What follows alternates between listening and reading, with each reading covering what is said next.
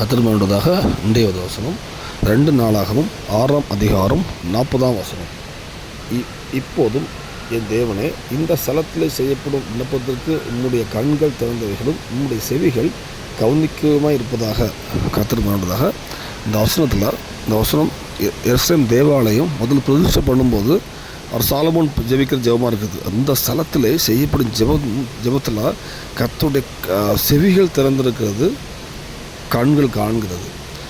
அந்த இடத்துல அதே மாதிரி தான் இன்றைக்கி அநேக ஆலயங்கள், எல்லா ஆலயத்துலேயுமே தேவனுடைய ஸ்தலத்தில் பார்த்திங்கன்னா பரிசுத்த எல்லா ஆலயத்துலேயுமே அவருடைய கண்கள் திறந்திருக்கு, அவருடைய செவிகள் கேட்கிட்டு. அதான் நம்ம ஆலயத்தை ப்ரேயர் பண்ணுறோம், கர்த்தர் கேட்குறோம், ஆராதிக்கிறோம். இந்த வேளையில் அது நம்ம வீட்லேயும் இயேசுக்கு சொல்லும்போது என் பிதாவை எங்கும் ஆராதிக்காலம் வரும்னு சொல்லுவார். அப்போ நம்ம வீடும் ஒரு ஆலயம்தான், நம்ம சரீரமும் ஒரு ஆலயம்தான். ஸோ எல்லா இடத்துலையுமே அவருடைய கண்கள் திறந்துருக்கு, அது செவி கவனிக்கமாக இருக்குது. நம்ம வீடு எப்படி இருக்குது? நம்ம சர்ச்சுக்கு போவோம், சர்ச்சுக்கு போய் ப்ரே பண்ணிட்டு வருவோம், தேவன் கேட்குறான்றோம். நம்ம வீடு எப்படி இருக்குது? நம்ம வீடும் தேவனுடைய ஆலயம் தானே. நம்ம வீடும் ஒரு குட்டி ஒரு பரலோகம் தானே, குட்டி ஆலயம் தானே. இதுவுமே தேவன் வாசம் பண்ணுறார், குடும்பத்தை வச்சுருக்காரு.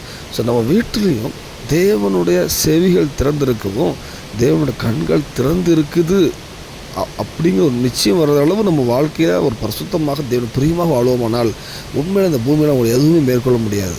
ஏன்னா உங்கள் வீடே உங்கள் வீட்டுக்கு யார் வந்தாலுமே ஒரு தேவனுடைய ப்ரெசன்ஸை உணர்வாங்க. ஏன்னா அவருடைய செவிகள், அவருடைய கண்கள் திறந்திருக்கும் போது உங்கள் வீட்டுக்கு யார் வந்தாலுமே இந்த வீட்டில் தேவனுடைய ஒரு ப்ரெசன்ஸ், எவ்வளோ பிரச்சனை வந்தாலும் உங்கள் வீட்டுக்கு வந்தால் சமாதானம் வரும்.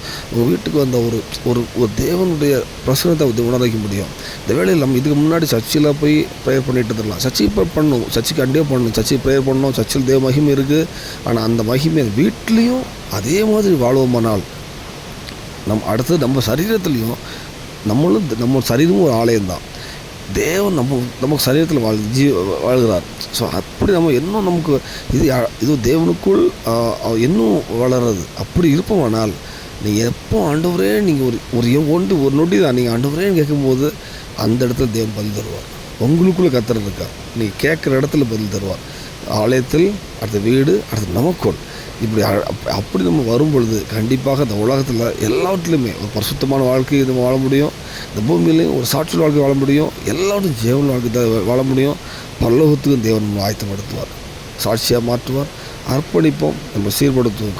தேவனுக்கு முன்பாக வாழும் நம்ம வீடும் நம்ம ஒரு தேவன் வாசம் பண்ணுகிற ஸ்தலமாக மாற்றுவோம். தேவன் தான் கிருபை செய்வாராக. ஆமென்.